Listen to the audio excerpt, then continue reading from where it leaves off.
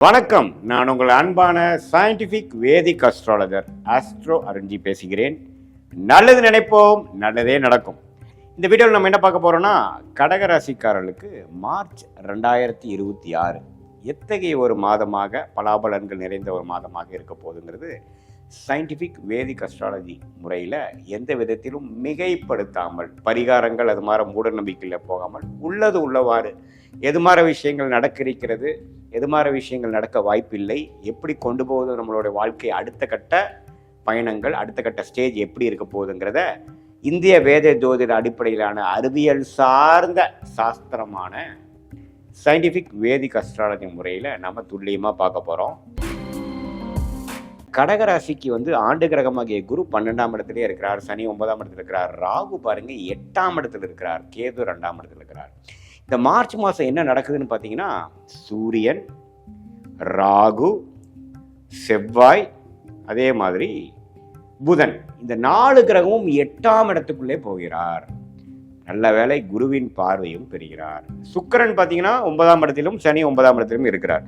So இந்த மாதிரி ஒரு 4 கிரகம், அது குறிப்பாக ராகுவோட சூரியன் சேர்வது நல்லதில்லை. ஸோ அதே மாதிரி செவ்வாயும் சேர்வது நல்லதில்லை. ஸோ இது மாதிரி ஒரு காலகட்டம் கடகராசிக்காரர்களுக்கு கொஞ்சம் அழுத்தங்களை கொடுக்கக்கூடிய அமைப்பு, மென்டல் ஸ்ட்ரெஸ், டிராவலிங்கில் இருக்கிறப்போ கொஞ்சம் நம்ம கேர்ஃபுல்லாக போகக்கூடிய அமைப்பு, கொஞ்சம் கவனம் சிதறினாலும் பிரச்சனை ஆகுங்கிற மாதிரி ஒரு அமைப்பு, இது எல்லாமே கொடுக்கக்கூடிய ஒரு விஷயம்தான் பார்த்தீங்கன்னா இந்த கோச்சார அமைப்பாகிய கடகராசிக்கு 8ஆம் இடத்தில் இருக்கக்கூடிய சூரியன், செவ்வாய், ராகு, புதன். ஸோ அதனால் முதல் 15 நாட்கள் 2 வாரங்கள் கடகராசிக்காரர்கள் கவனம் தேவை. மிகவும் கவனமாக இருக்கணும். நீங்கள் இன்வெஸ்ட் பண்ணுற விஷயமா இருந்தாலும் சரி, ட்ராவலிங் விஷயமா இருந்தாலும் சரி, உங்களுடைய உத்தியோகம், படிப்பு, வேலை, தொழில், எந்த ஒரு விஷயத்திலும் கவனமாக இருக்கக்கூடிய அமைப்புகள் இருக்குது. சில இடத்துல ஃபயர் ஆக்சிடெண்ட் ஆகிறது, சில பிரச்சனைகள் வருது. ஏன்னா கிரகணம் நடக்குகிறது. கிரகணங்கள் உங்களுக்கு கொஞ்சம் பிரச்சனைகள் கொடுக்கக்கூடிய அமைப்பு இருக்குது. ஏன்னா உங்களுக்கு மார்ச் 1ஆம் தேதியே பார்த்தீங்கன்னா சூரியனும் ராகும் பக்கத்தில் இருக்காங்க. என்ன மார்ச் 15ஆம் தேதிக்கு அப்புறம் தான் பார்த்தீங்கன்னா சூரியன் 9ஆம் இடத்துக்கு போய் பிரச்சனைகள்லேருந்து மீண்டு வருவாங்க. ஸோ அதனால் முதல் 2 வாரம் கவனம் கவனம் கவனம், மிகவும் கவனமாக இருக்க வேண்டிய ஒரு ராசியாக கடகராசிக்காரர்கள் வருது. நீங்கள் பயப்பட வேண்டாம். கொஞ்சம் கவனமாக எல்லா விஷயத்துலையும் சிரத்தையாக இருந்து கொஞ்சம் கன்சர்வேட்டிவாக பொறுமையாக போயிட்டீங்கன்னா பிரச்சனை இல்லை. அதிக ஆசைப்படாமல், அதிக உத்வேகப்படாமல், அதிக புஷ் பண்ணாமல் கொஞ்சம் பொறுமையாக போகக்கூடிய அமைப்புகள் தேவைப்படுகிறது. அப்புறம் உடல் உபாதைகள் சில பேர்த்துக்கு வரலாம். சீனியர் சிட்டிசன்ஸ் பார்த்தீங்கன்னா பாத்ரூம் போகிறப்போ பண்ணுறப்பெல்லாம் கொஞ்சம் கேர்ஃபுல்லாக இருக்கணும். கீழே தண்ணி இருக்குது தெரியாமல் நான் போய் விழுந்துட்டேன், அது மாதிரி ஒரு சின்னதாக ஏமாந்தேன் கொஞ்சம் பிரச்சனை பண்ணி விட்டுருச்சு அப்படிங்கிற மாதிரி சில விஷயங்களை கொடுக்கக்கூடிய அமைப்பு இருக்கிறதுனால கேர்ஃபுல்லாக இருக்கணும். மற்றபடி மார்ச் 15ஆம் தேதிக்கு அப்புறம் நல்ல அமைப்புகள். சூரியன் விலகிறார், கிரகத்திலிருந்து வெளியில் வரார், ராகுவின் பிடியிலிருந்து வெளியில் வருகிறார், தப்பில்லை. அப்பவும் பார்த்தீங்கன்னா செவ்வாய் இன்னுமே ராகுவோட சேர்ந்து இருக்கிறதுனால மாதம் முழுவதும் கொஞ்சம் கவனமாக இருக்கணும். பட் மார்ச் 15க்கு அப்புறம் சில விஷயங்கள் பாசிட்டிவாக இருக்கிறது. இதுதான் நீங்கள் தொழிலதிபர்களாக இருந்தாலும் சரி, இல்லத்தரசிகளாக இருந்தாலும் சரி,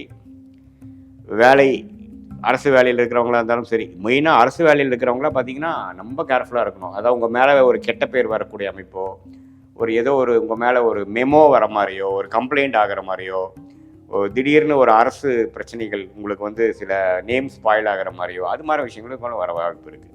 ஸோ அதனால் 2ஆம் வீடாக சூரியன் உங்களுக்கு வருவதனால கொஞ்சம் குடும்பம், தனம், வாக்குஸ்தானத்துலேயும் கேர்ஃபுல்லாக இருக்கும். நீங்கள் பேசுகிற பேச்சு கரெக்டாக இருக்கா, யாருக்கிட்ட என்ன பேசுகிறோம், கரெக்டாக கம்யூனிகேஷன் பண்ணுறோமா, இமெயில் பண்ணுறப்ப கரெக்டாக பண்ணுறோமா, எல்லாமே கொஞ்சம் தெளிவாக பார்த்துக்கக்கூடிய அமைப்பு இருக்குது. மற்றபடி பார்த்தீங்கன்னா முன்னேற்றங்கள் உண்டு. கடகராசிக்காரர்கள் அஷ்டம சனியிலேருந்து மீண்டு வந்ததுக்கப்புறம் இப்போ நல்லா இருக்கீங்க.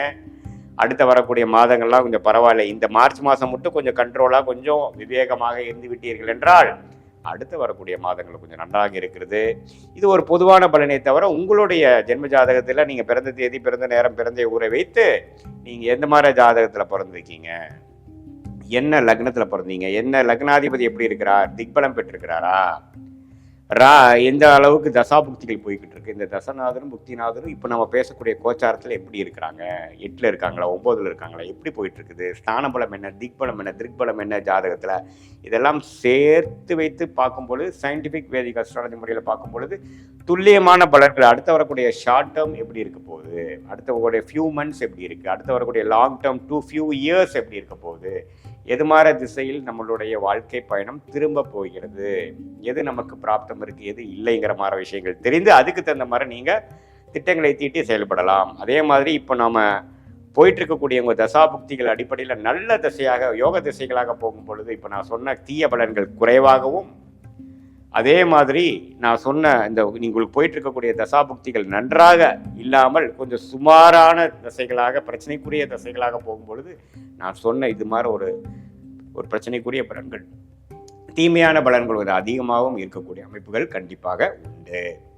ஸோ அதனால் அதுக்கு தகுந்த மாதிரி தான் நீங்கள் பார்த்துக்கணும். ஸோ சயின்டிஃபிக் வேதிக் அஸ்ட்ராலஜி முறையில் நம்ம பார்க்கும்போது எப்படி அடுத்த வரக்கூடிய 3 மாதங்கள் 6 மாதங்கள் இருக்க போகுது, எந்த நேரத்தில் எது பண்ணலாம், வெளிநாடு போகலாமா உள்நாடா, நம்மளுடைய பிராப்தம் என்ன, தொழிலா வேலையா, அதே மாதிரி நம்மளுடைய உயர் படிப்பு நம்ம எது மாதிரி துறையில் நம்ம போனோம்னா ஜெயிக்க முடியும், எது மாதிரி துறை நமக்கு பாசிட்டிவாக இருக்குது, எது மாதிரி எனர்ஜி நம்ம ஜாதகத்தில் இருக்குது, எது மாதிரி விஷயங்கள் நமக்கு ஈஸியாக நமக்கு சக்ஸஸ் பண்ண முடியும், எதில் போனோம்னா சிரமப்படும், எது ஜெயிக்கும் எது ஜெயிக்காது, எந்த நேரத்தில் நம்ம இடம் மாறலாம், எந்த நேரத்தில் நம்ம ஒரு இன்வெஸ்ட்மெண்ட் பண்ணலாம், எந்த நேரத்தில் நம்ம கடன் அடையும், எப்போ கடன்லேருந்து மீண்டு வருவோம், இது மாதிரி விஷயங்கள்லாம் நீங்கள் இந்திய வேத ஜோதிட அடிப்படையிலான அறிவியல் சார்ந்த கலையான சயின்டிஃபிக் வேதிக் அஸ்ட்ராலஜி முறையில் தெரிந்து கொண்டீர்கள்னா சும்மா வீண் கற்பனைகள் இல்லாமல் பகல் கனவுகள் காணாமல் எது செய்யணுமோங்கிற விஷயத்தை துல்லியமாக தெரிந்து கொண்டு எந்த நேரத்தில் அது நடக்கிறதுக்கு வாய்ப்பு இருக்குது சாமிங்கிறதை தெரிந்து கொண்டு அதுக்கு தகுந்த மாதிரி சோர்வாகாமல் சோம்பேறித்தனமாகாமல் எந்தெந்த நேரத்தில் எப்படி உத்வேகமாக செய்யணுங்கிறத செய்து அது மூலமாக உங்களுடைய பலனை இரட்டிப்பாக்க உங்களால் கண்டிப்பாக இந்திய வேத ஜோதிட அடிப்படையிலான அறிவியல் சார்ந்த கலையான தெய்வ சாஸ்திரமான இந்த சயின்டிஃபிக் வேதிக் அஸ்ட்ராலஜி முறை மூலமாக உங்களுக்கு ஃபஸ்ட்டு என்ன கிடைக்கும்னா கிளாரிட்டி கிடைக்கும். கிளாரிட்டி கிடைச்சாவே பாதி கிணறு தாண்டிட்டுன்றது. ஏன்னா நம்ம கிளாரிட்டி இல்லாமல் தான் பல விஷயங்கள் பண்ணி மாட்டிக்கிறோம். சிறு குழந்தையாக இருந்தாலும் சரி, சிறு வயதினராக இருந்தாலும் சரி, நடுத்தர வயதினராக இருந்தாலும் சரி, தொழிலதிபர்களாக இருந்தாலும் சரி, சீனியர் சிட்டிசனாக இருந்தாலும் தேவையற்ற நேரத்தில் தேவையில்லாத ஒரு விஷயத்தை சொல்லி போய் மாட்டிக்கிறோம். சில பேர் பார்த்தீங்கன்னா ஸ்டாக் ட்ரேடிங் அதில் போய் மாட்டிக்கிறாங்க. சில பேர் யாரையோ நம்பி பணத்தை கொடுத்து ஏமாந்துடுறாங்க. சில பேர் உடல் உபாதைகள் உடம்பை சரியாக பார்த்துக்காம உடல் உபாதைகளில் போய் மாற்றிக்கிறாங்க. அதுக்கப்புறம் அது மீண்டு வர்றதுக்காக கஷ்டப்படுறாங்க. ஸோ நம்மளுடைய பிராப்தங்கள் என்ன, உடல் விஷயங்கள் எப்படி இருக்குது, ஆரோக்கியம் எப்படி, பண விஷயங்கள் எப்படி, இதெல்லாம் தெரிந்து கொண்டு அதுக்கு தகுந்த மாதிரி நம்மளுடைய வாழ்க்கை நடவடிக்கைகளை அந்தந்த நேரத்தில் திட்டமிட்டு செயல்படுவது போது கண்டிப்பாக வாழ்க்கையில் ஜெயிக்க முடியும் என்று சொல்ல விரும்புகிறேன். மீண்டும் மற்றொரு காணொளியில் சந்திப்போம். நன்றி.